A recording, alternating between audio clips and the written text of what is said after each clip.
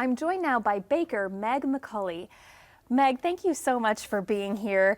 I'm really excited to dig into that, no pun intended, to dig into this, because who doesn't love baked goods? But let's start with your kind of love of baking. When did that begin?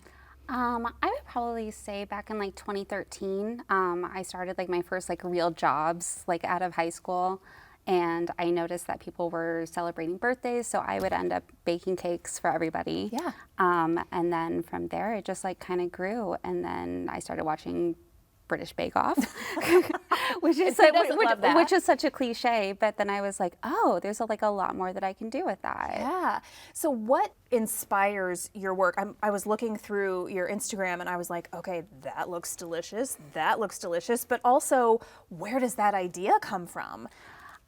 It's usually like I'm baking for somebody else and they're like, you know what, I like these flavors. And then I'm like, oh, well, you know what? I saw this like type of like sponge cake, and I'm like, I could put those flavors with this type of like sponge cake that I've never tried before. So I might as well just go for it. Yeah. Give it a shot. So when it comes to baking being an artistic outlet, do you find that it's more the ingredients that go in, or is it how you make it look in the end, or is it both? Is it all art to you? I would say it's all art. Like you have to, like I found out that like rose water and pistachios go really well together, and that's like a Middle Eastern flavor pairing that happens like really often. So I found rose water. Researching helps a lot, and then I do love decorating cakes. I think it's so much fun. Yes. Like I bought like piping bags and all the different like tips for them to make different shapes with frosting, and yeah. So were you always, when you started this whole process and you were making things for other people, was it immediately like, oh, Meg, this is a thing, you need to continue this? Yeah. So you obviously just have a knack for it. Apparently so. What a lot of people don't understand, especially people who maybe cook but don't bake, is that baking is such a science. Exactly. So how much of that kind of plays into the artistic part of it? Is it hard to marry those aspects? I feel like if you have the science down, I feel like then you have a good foundation to build upon that and do whatever you want with it artistically, like afterwards. So you're like, okay, well, I know about the laminating process of folding butter into dough. Is that what it's called? Yes. I had no idea. Laminating. Yeah. Okay, cool. So once you like figure out that, then you can take that foundation and then make beautiful things afterwards. Yeah. So I noticed that at least a few of the things that you have made are vegan. Mm-hmm. Tell me what kind of challenge that presents. I have a little bit of an idea because I have a daughter with egg and dairy allergies. Oh, yeah. So I have to bake vegan quite a bit, but I'm not, like giving it to other people. Right. If it's not great, she doesn't mind. How hard is it to substitute butter and that kind of thing? Well, luckily we have a bunch of like really great local health food shops. Yeah. I shop at the health food shop off of North Anthony all the time. They have great products, and that's a really like easy way to do it if you're looking for like dairy substitutes and for gluten allergies. Like almond flour is a great way to substitute for just regular flour. Yeah. And it does like change the texture a little bit, but there are other ways that you can kind of like work around that. Is that something that you come up against a lot with people ordering baked goods, that they have these dietary restrictions and then you kind of have to go back to the drawing board? Yeah, but that's okay. I mean, it's all part of the learning process, and that's what makes it fun for me, at least. I always like trying to challenge myself. Yeah. Now, I talked about the art, whether you feel like the process of making or the end result making it is the artistic part, but which part do you enjoy the most? Gosh, I would say like actually just like the foundation, like the scientific part of it, like really is like inspiring, the fact that it's just science, and if you just follow these rules, then you can make something that's beautiful in the end. But then like adding in like your own little quirks in. Yeah. And then making it something unique. And then somebody else like loves it too, which I really love. Is how often do you just completely go rogue and make something that you've never tried and kind of come up with your own creation?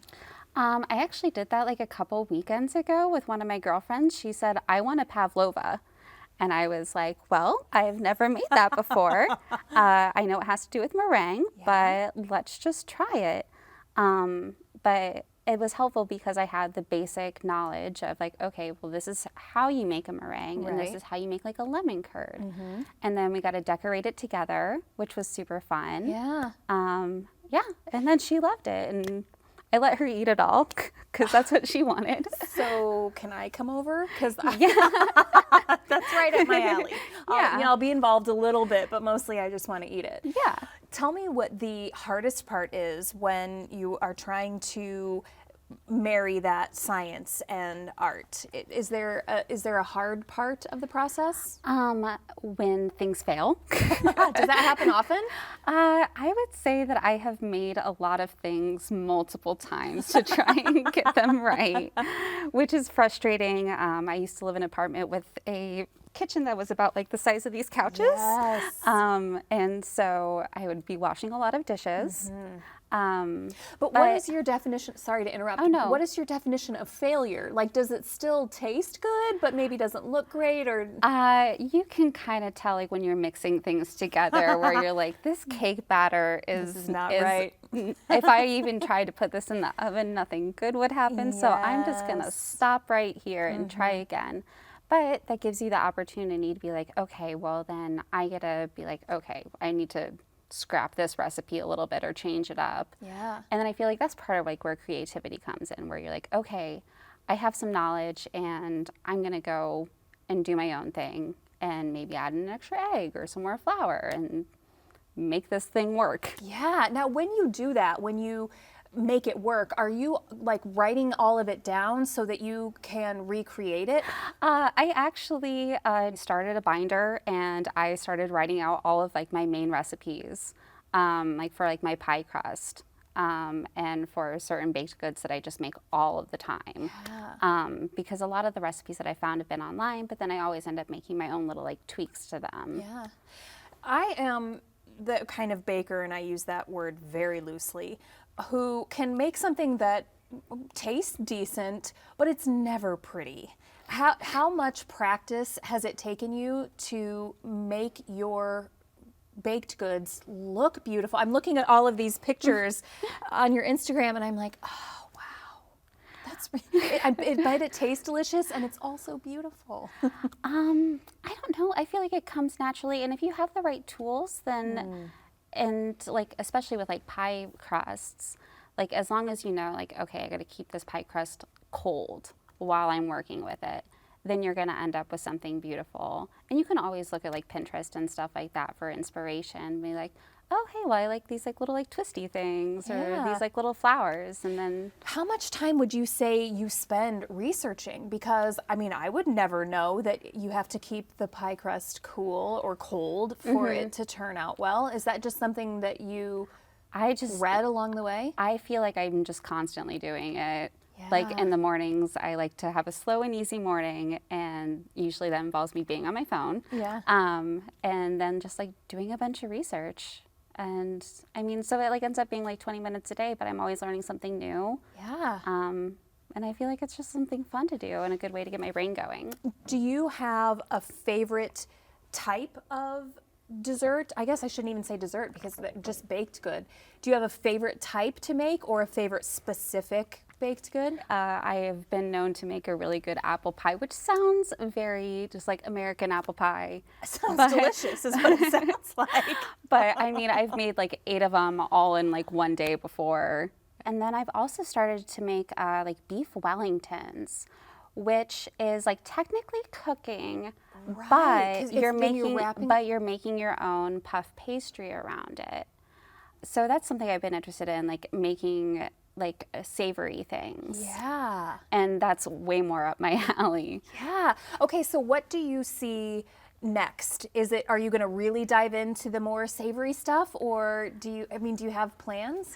I think, working on savory food. And I've seen this on TikTok. There's this girl who's trying all of the technical challenges from the British Bake Off. Oh. And I am like, I have been wanting to do this for ages and ages.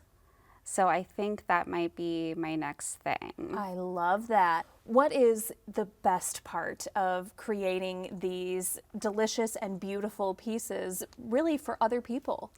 I think just like I said, like I love making other people happy. Yeah. And then like obviously everybody likes to hear like some praise, like, oh yeah, you did a good job. I'm like, oh yeah, I did do a good job. I assume that's delicious. Yeah. I'm glad you like it. Yes. Anything else? Do you feel like you want to dive more into cooking, or have you really found your niche with baking? I mean, I cook a lot. Not necessarily for myself just because I live alone, but I do love cooking for other people. Yeah. Just bringing food into other people's lives seems to make me really happy. How hard is it to take this thing that you love, that you do to make other people happy, and make it a business? Does it take some of the joy out of it? No, because I think that presents like a challenge. Where you're like, okay, well, everybody ordered all of these pies for Thanksgiving. What's the timing going to be like to make sure that everything gets done? Because you have like a short time frame, especially like around like the holidays. Sure. And then it's just like, you know what? This is like, I'm going to do it. I'm going to make it happen. Yeah. That's fantastic. Well, Meg, I think it is so cool that you have taken something that you love and turned your creative outlet into something that really makes other people happy. I hope that you continue to create and just love every minute of it. Yeah, thank you very much. Thanks for being here today. Yeah, no problem.